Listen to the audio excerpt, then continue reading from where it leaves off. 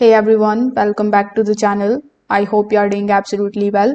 In today's video, I will show you exactly how to use the heat map on Tradingview in 2026. Now guys, if you are looking for the discounts on the Tradingview subscription, look no further because currently a Black Friday sale is going on in which you will get up to 80% off plus 1 month additional.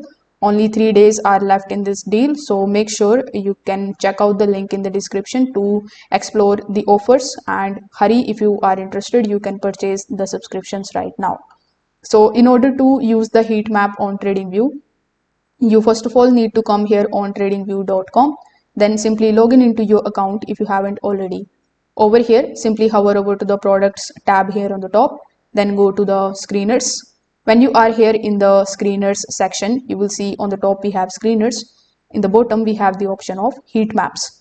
So here in the heat maps, you just have to simply look for or click on any of the stocks, ETFs or crypto.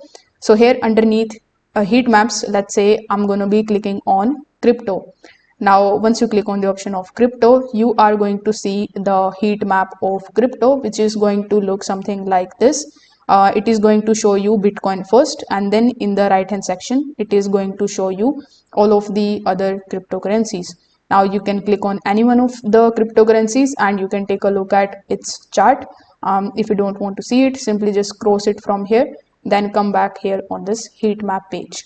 So if this video helped you out, make sure that you give this video a like, subscribe to the channel for more TradingView tutorials as well.